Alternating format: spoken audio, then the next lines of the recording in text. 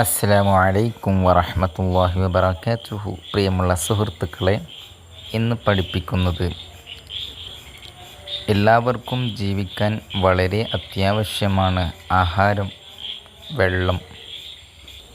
രാവിലെ എണീക്കുന്നു, നാം വിശക്കുമ്പോൾ ഭക്ഷണം കഴിക്കുന്നു, ദാഹിക്കുമ്പോൾ വെള്ളം കുടിക്കുന്നു. എന്നാൽ പല ആളുകളും ഭക്ഷണം കഴിക്കുന്നതിലും വെള്ളം കുടിക്കുന്നതിലും പല രൂപത്തിൽ ശരീരത്തിന് ദോഷം വരുന്ന രീതിയിലായി മാറിയിരിക്കുകയാണ്.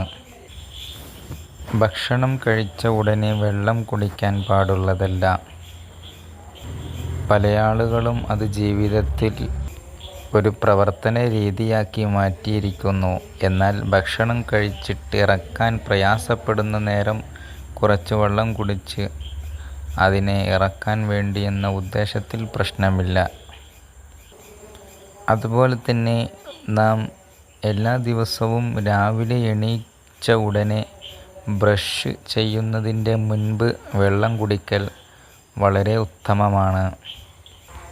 ഉണങ്ങി ചുരുണ്ട് കിടക്കുന്ന നാഡീഞരമ്പുകളെല്ലാം വിടർന്ന് നല്ല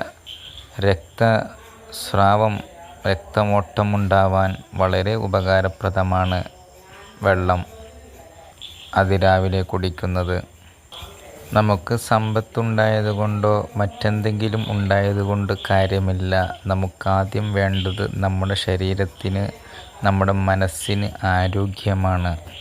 അത് നാം മനസ്സിലാക്കണം.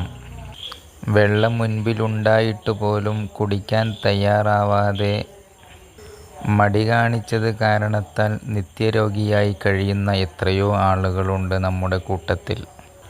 ശരീരത്തിന് ഏറ്റവും കൂടുതൽ ആവശ്യം വെള്ളം ആണ്.